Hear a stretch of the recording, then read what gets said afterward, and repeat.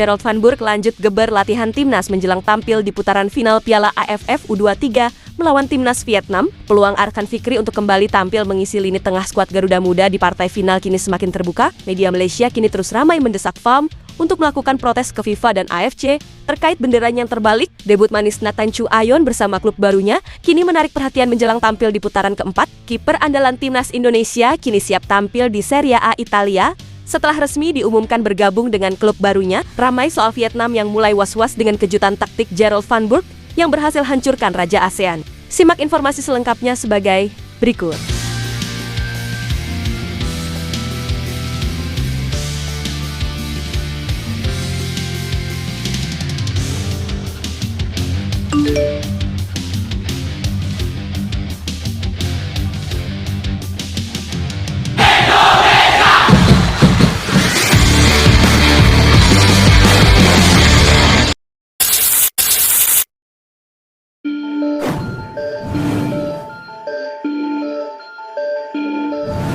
Timnas Indonesia U23 diketahui akan menghadapi timnas Vietnam di laga final Piala AFF pada Selasa malam besok. Menjelang bentrokan di laga pemaungkas itu, media Vietnam pun mulai was-was dengan taktik Gerald Van Burg. Media Vietnam yaitu Bongda pun menganalisis bahwa Gerald Van Burg memiliki taktik yang berani. Hal tersebut ditunjukkan ketika timnas Indonesia sedang mengejar ketertinggalan dari timnas Thailand. Awalnya skuad Garuda Muda memang kebobolan terlebih dahulu dari timnas Thailand. Gerald Van Burg pun lantas merespons dengan melakukan pergantian yang berani. Mereka melakukan gaya bermain dan taktik aneh yang bisa menjadi senjata berbahaya, tulis Bongda dalam artikelnya, menganalisis kemenangan Indonesia atas Thailand. Terutama keputusan berani Gerald Van Burg menjadi pelajaran penting bagi Vietnam untuk mempersiapkan diri dengan baik, lanjut media tersebut. Ya, juru taktik asal Belanda itu memang mengganti Dion sebagai gelandang ke Muhammad Ferrari. Akan tetapi, Ferrari tidak bermain di posisi aslinya sebagai bek tengah. Alih-alih menjaga pertahanan, namun ia justru diduetkan dengan Jens Raven di lini depan.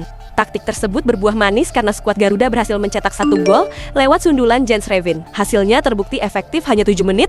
Setelah Ferrari masuk lapangan, Jens Raven mencetak gol penyeimbang. Lanjut media Vietnam itu. Gol tersebut memang tidak datang dari Ferrari, tapi kehadirannya mengubah dinamika serangan, menciptakan tekanan bagi pertahanan Thailand untuk melakukan kesalahan sambung. Media tersebut penuh perhatian.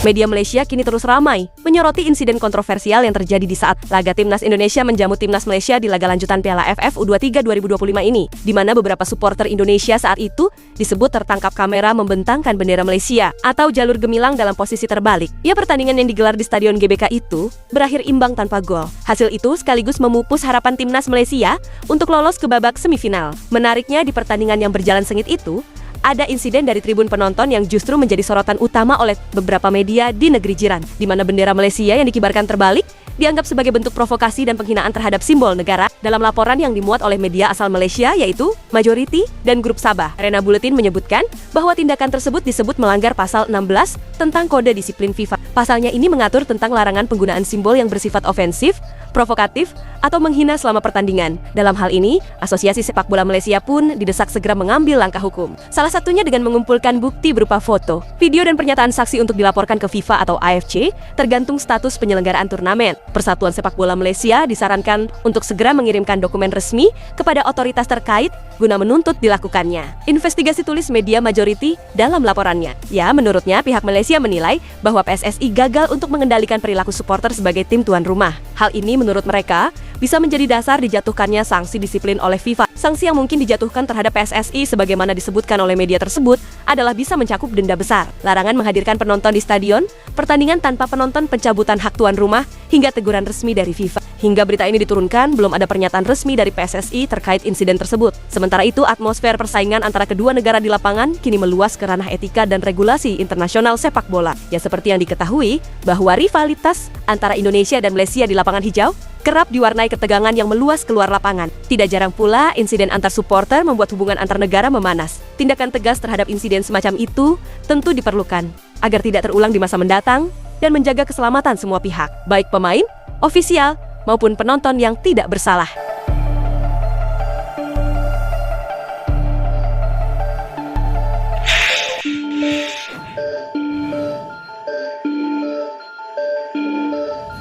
Asisten pelatih timnas Indonesia U23 yaitu Frank van Kempen kini akhirnya buka suara soal peluang Arkan Fikri tampil melawan timnas Vietnam di final Piala AFF U23 ini. Ya, sebelumnya diketahui bahwa Arkan Fikri sebenarnya sudah masuk ke dalam daftar susunan pemain di saat timnas Indonesia menang atas timnas Thailand di babak semifinal pada Jumat kemarin. Namun meski demikian, Arkan Fikri saat itu belum diberikan kesempatan bermain karena belum benar-benar pulih dari cederanya. Kampen menyebutkan bahwa Arkan Fikri mungkin siap mentas di laga final nanti. Namun sayangnya timnas Indonesia belum bisa menggunakan jasa Tony Firmansyah yang masih berkutat dengan cedera. Sejak babak penyisihan grup, untuk dua pemain yang disebutkan saya rasa mereka masih belum bisa bermain, tapi kami masih punya waktu 3 hari menuju final, kata asisten pelatih timnas Indonesia U23 itu. Saya berharap salah satu dari mereka bisa kembali bermain. Saya harap Arkan Fikri bisa tampil. Untuk Tony sepertinya belum bisa, tapi Arkan Fikri, saya harap bisa. Ujarnya menambahkan, ya Arkan Fikri mengalami cedera di saat timnas Indonesia sukses mengalahkan timnas Filipina di fase grup A, namun sayangnya cedera tersebut membuat Arkan Fikri absen di laga terakhir fase grup melawan timnas Malaysia. Gelandang Arema tersebut sudah masuk ke dalam daftar pemain cadangan melawan timnas Thailand di babak semifinal, namun Gerald Van Burg belum berani menurunkannya. Saat ini Arkan Fikri diharapkan bisa tampil di laga final untuk memperkuat lini tengah timnas Indonesia melawan timnas Vietnam di partai final nanti, di mana duel ini akan digelar di Stadion GBK pada Selasa mendatang. Peran vital Arkan di lini tengah bisa menambah kreativitas. Skuad Garuda Muda yang berambisi merebut gelar juara di kandang sendiri.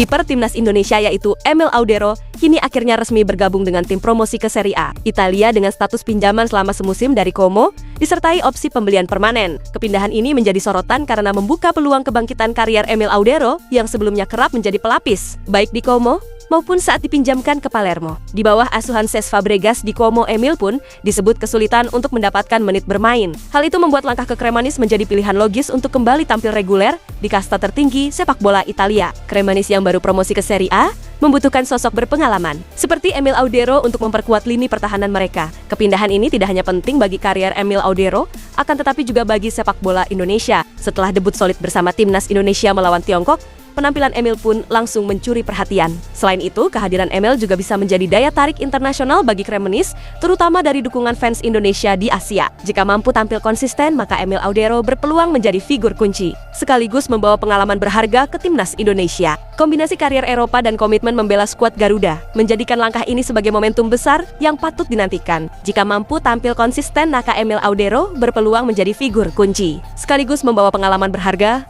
ke timnas Indonesia nantinya, di mana kombinasi karier Eropa dan komitmen membela skuad Garuda menjadikan langkah ini sebagai momentum besar yang patut dinantikan.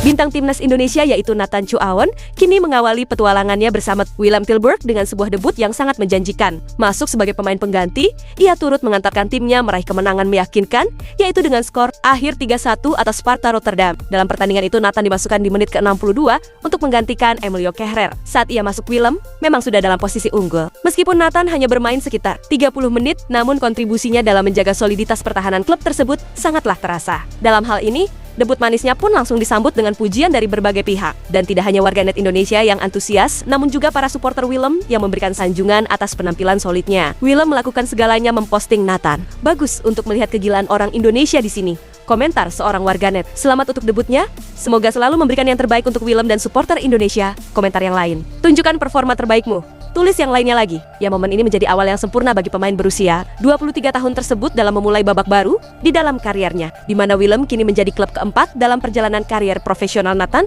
setelah sebelumnya berseragam Excelsior, Swansea City dan juga SC Heerenveen. Kini harapannya adalah agar ia mampu menembus skuad utama dan menjadi pemain kunci di saat nanti Willem berkompetisi di Liga 2 Belanda. Ujian selanjutnya bagi Nathan dan timnya adalah laga uji coba melawan klub asal Belgia yaitu KAS-Eupen pada Sabtu mendatang. Itulah ulasan terkini hangat dan menarik yang dapat kami sajikan hari ini. Jangan lupa dukung terus tim Merah Putih di channel ini dan salam olahraga.